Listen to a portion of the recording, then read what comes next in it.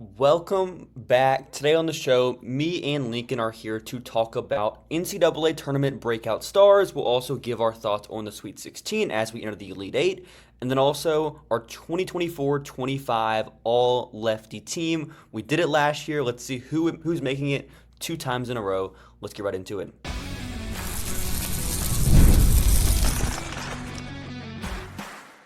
You are Locked On Women's Basketball, your daily podcast on women's basketball. Part of the Locked On Podcast Network, your team every day.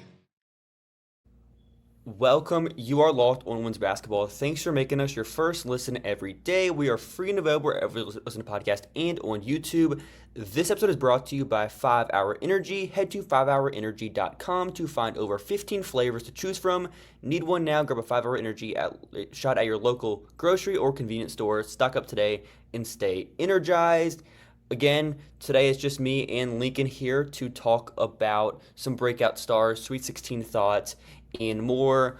Let's kick it off with a breakout stars draft. A pretty fun idea, just to let's try to draft our own breakout stars. We're not going to count Haley Van Lith for this. We're not going to count Paige Beckers for this, even though Paige is playing extremely well. Yeah. Lincoln, heads or tails for number one pick? Ooh, I would like to take heads. It is tails. Okay. So you I got the am first pick. I am drafting number one overall for the breakout stars draft this NCAA tournament. Number one pick is easy. 1A is Sarah Ashley Barker at Alabama. Even though she is a fifth-year senior and has been playing well all season long, 47 points. What was it, like second all time?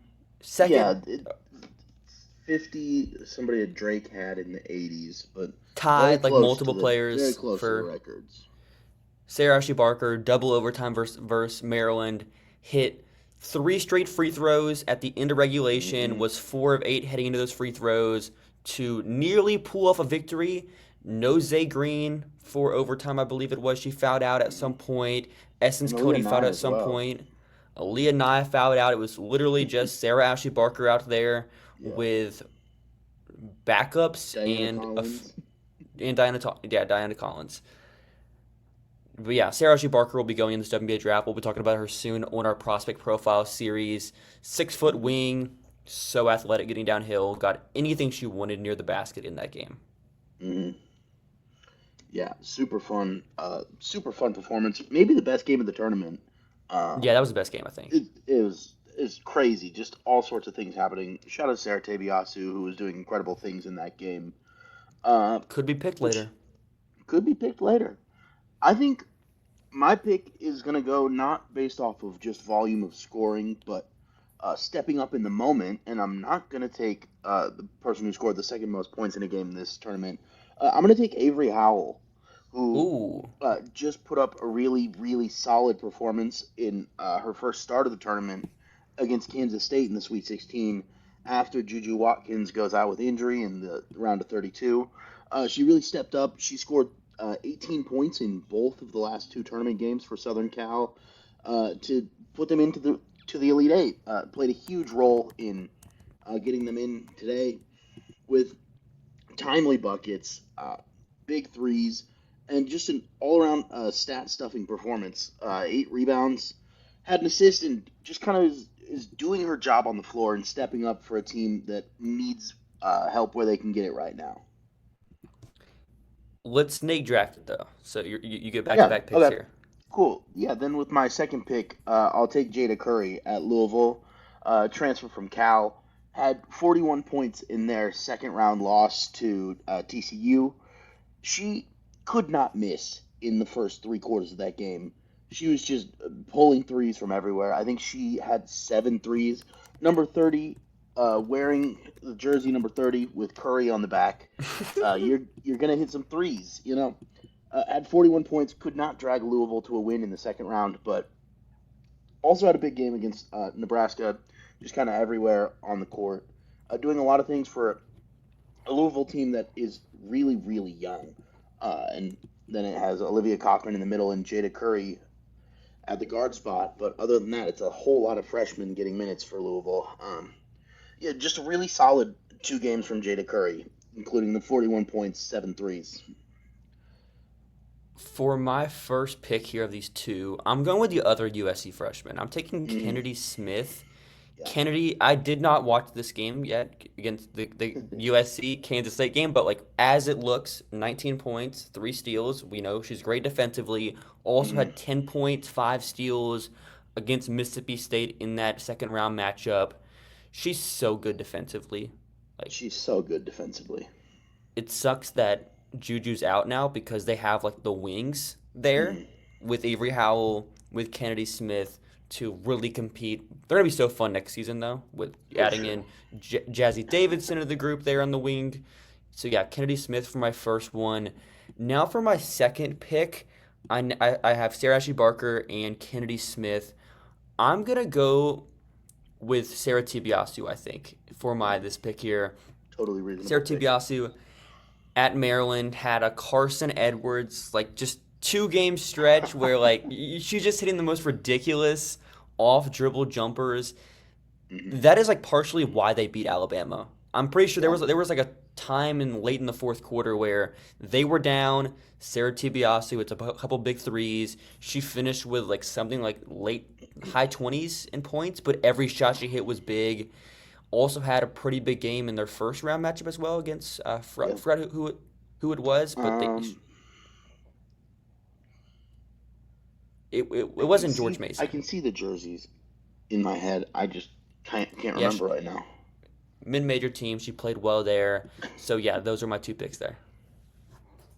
Yeah, that's a very reasonable pick. She was really good in that Alabama game. Just a very fun game all around.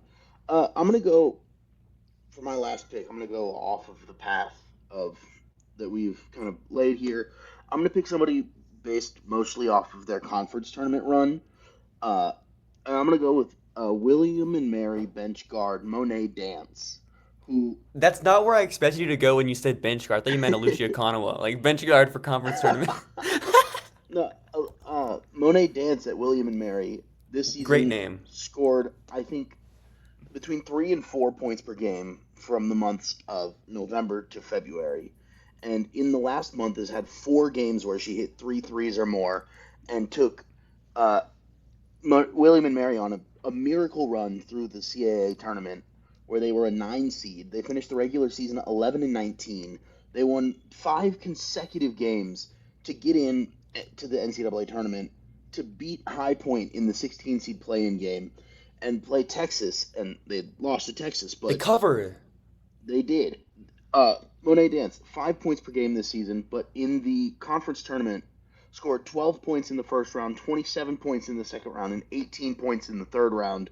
Only had 4 points in the championship game, but 15 points in the 16 seed play-in. She just absolutely exploded alongside Bella Nascimento for William and Mary to take a team that went 11-19 in the regular season and get them to play the number 1 team in the country at one point, Texas, and make it into the first round of the NCAA tournament. Super cool story, super fun team, really interesting things happening at William and Mary. Some other players that quick shout out for, like I said, Alicia Conaway, ACC tournament player, tournament MVP, was really good against Duke. Had 12 and 12. Like seriously, one of the best guard rebounders I've ever seen. Like just she's everywhere on the boards. Everywhere. It doesn't make any sense. Also, the freshman duo at Texas, Jordan Lee and Brianna Preston, had big games today. We'll talk about the Texas in the second segment. Also, other shout out to Trinity San Antonio. Over at Grand Canyon, she was hooping against Baylor, was like the only player out there doing anything, kept them in that game, getting downhill, finishing. So, yeah. The last player in my notes before you draft was Maggie Dugan at Richmond. They blew out Georgia Tech, struggled against 1 seed, but that is going to happen sometime. She's been super good all season at Richmond. Had 27 points against UCLA, which is pretty impressive. Hey, shout out to Maggie Dugan. That is very impressive. So let's get to our first ad break. then talk about the Sweet 16 games that we saw today, where we saw Texas win, we saw USC win, UConn win, and then also who's the other team we saw win? Today it was UConn, Texas, USC. Who was the fourth? What was the first game of the day? The first game? Oh man, it's late. TCU. The TCU Horned Frogs. That was the team that played basketball today. It's been a long day. So let's get to our first ad break, and then talk about that. Daylight savings snuck up on us again. If you're feeling that you lost an hour of sleep, 5 Hour Energy has your back. The extra sunshine means more time for fun, but sometimes you need a little boost to power through. Whether you're staying up late watching the NCAA tournament, squeezing in a round of golf after work, or trying to stay up with a busy day, 5 Hour Energy gives you that quick, refreshing pick-me-up whenever you need it. Whether you're at a game or traveling, 5 Hour Energy is easy to grab and keep you feeling refreshed. Head to 5hourenergy.com to find over 15 flavors to choose from, including watermelon, blue raspberry, peach mango. You can even build your own 12-pack or 24-pack delivered right to your door. Need one now? Grab a 5-Hour Energy shot at your local grocery or convenience store. They're everywhere. Stock up today and stay energized.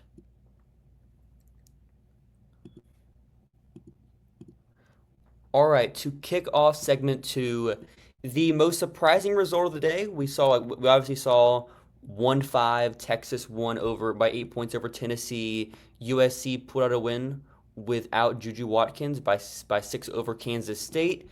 And then we also saw UConn. It was a scare for a minute there. Pretty sure Oklahoma was leading at the half.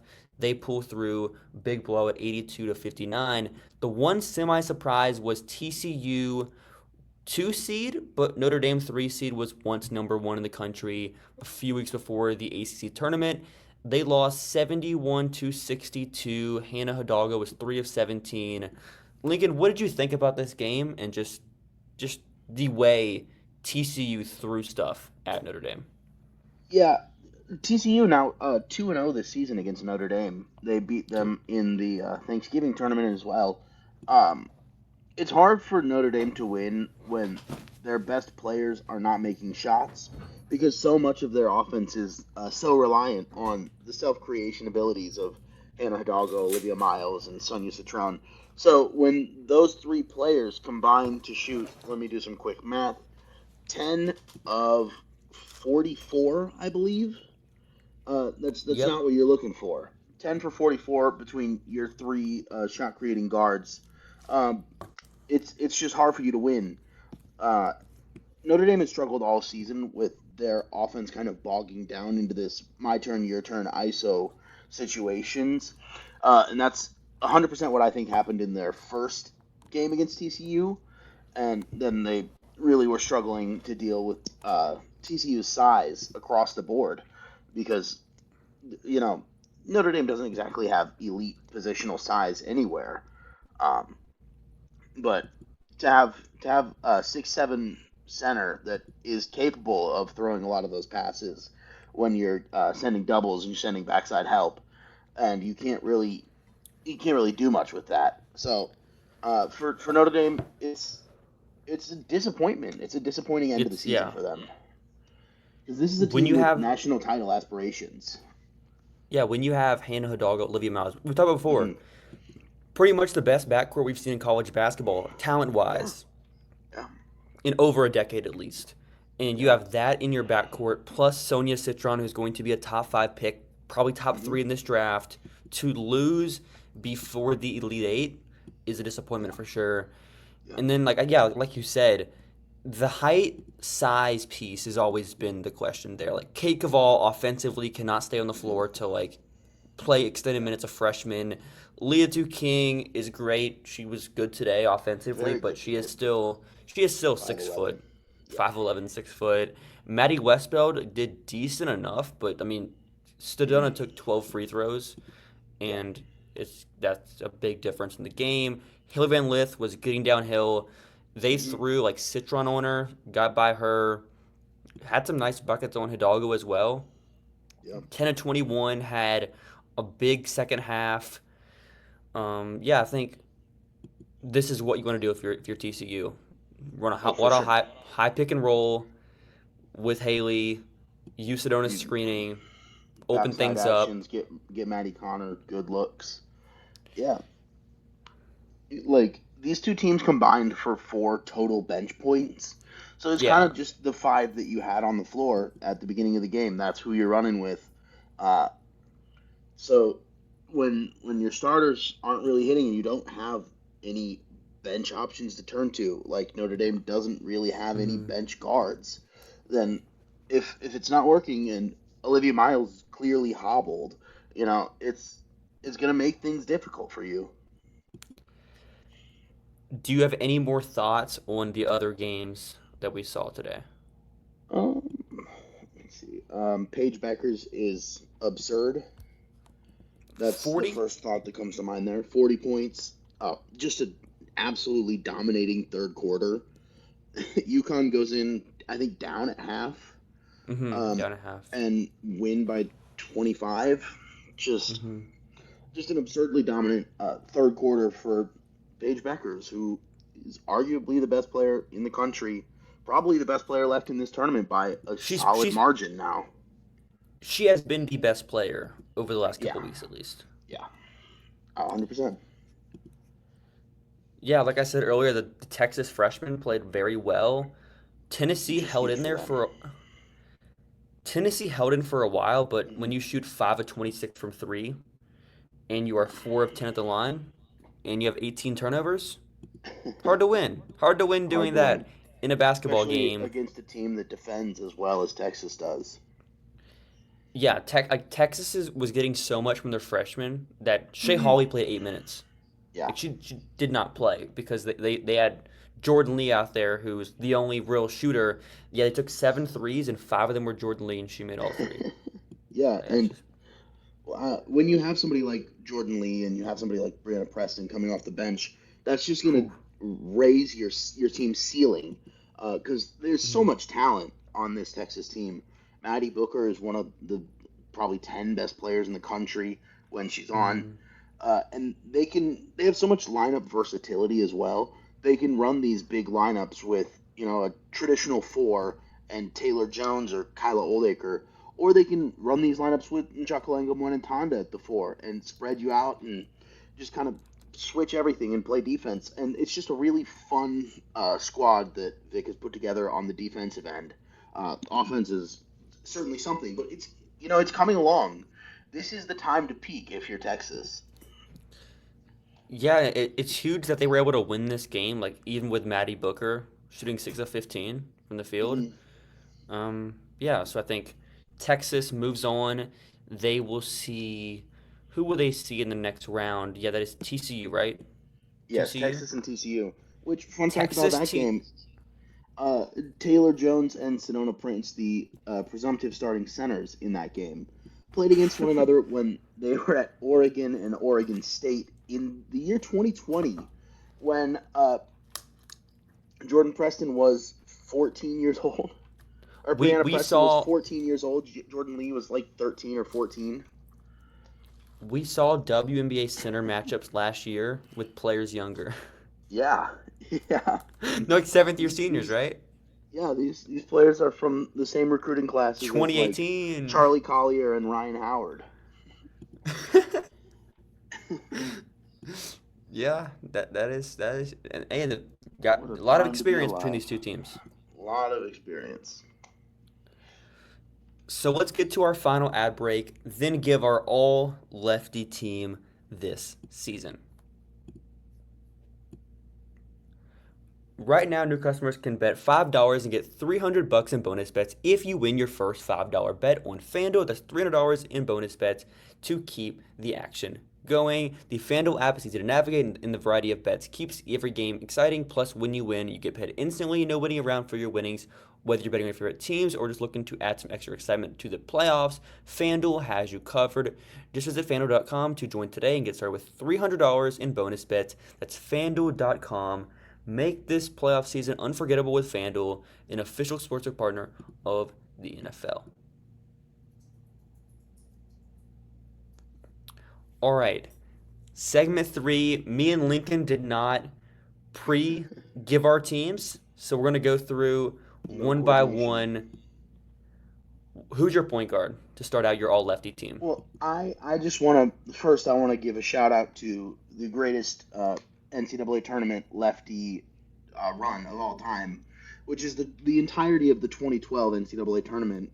Because you have Alyssa Thomas before the Labrams, Tip Hayes, Odyssey Sims, and Skylar Diggins all making it past the Sweet 16. Gosh. With just 4 of the best left-handed players in WNBA history.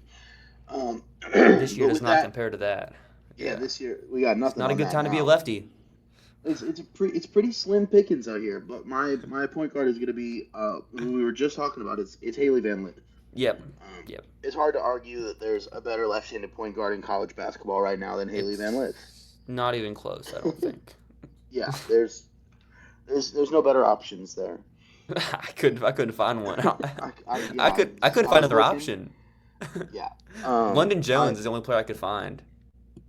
Well, the only other option that I can think of is Nebraska's Allison Widener, a left-handed point guard, who's played like 4 games over the last 2 seasons, a whole bunch of knee injuries, a super fun player, super athlete, multiple-time track champion, and just really, really dynamic downhill player, but has just not been able to stay on the court because of knee injuries.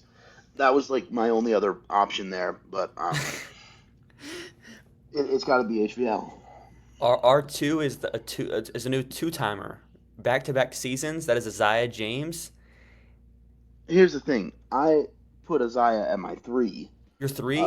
Yeah, and I'm playing really small, and I don't think I'm playing any defense. I couldn't find a 3 that I had to promote someone that's not even in college. I had to promote Yusuke Yosite to be my 3 because I couldn't find anybody else. Fair enough. Who's your 3? My 3 is Isaiah James. Who's your 2? My 2 is London Jones. She's on my bench. I couldn't start her. I had to go international.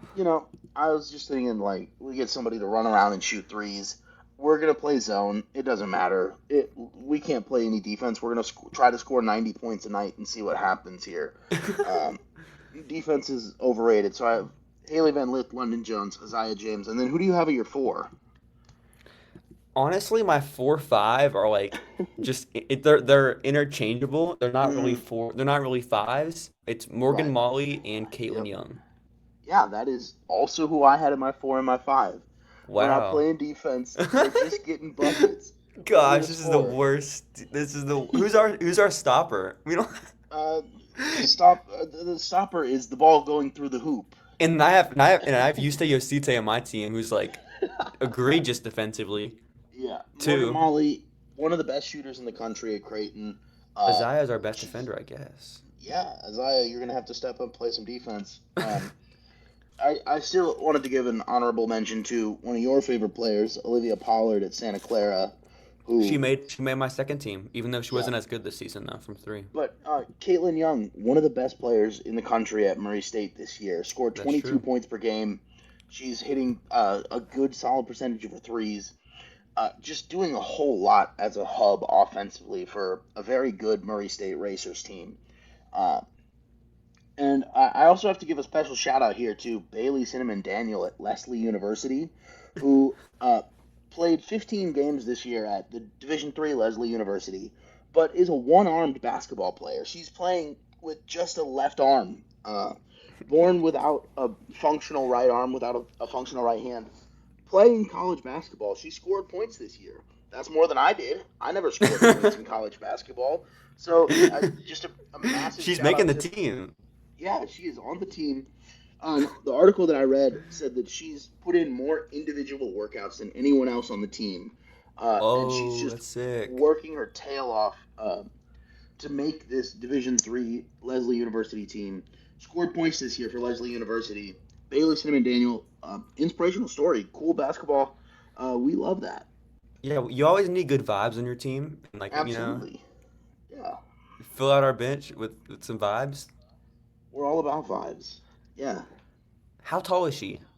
She is 5'6", so she's going to be a backup guard, another backup guard. Let's go. We don't have. Yeah. I couldn't find a center. there's really not very There's many got to be a bigs center that we we don't can know take. that's lefty. That we just don't know. That just Doesn't does not shoot. Just passes. Ryan Marshall, come be our 5. Yeah, Ryan Marshall. Come be the 5. Put You're your right banned hand from behind your shooting. back. Put your right hand behind your back. No shooting. You can just hit the ball with your left hand. She kind of does that anyway, so it's like. Right, yeah. Good work. Anyways, thanks for being Awesome Basketball, your first listen every day, or your second listen. If you're second listen, we appreciate you as well. You can also make your second listen Lost on Sports Today, the first ever national sports 24/7 streaming channel on YouTube. Have a great rest of your weekend, everyone.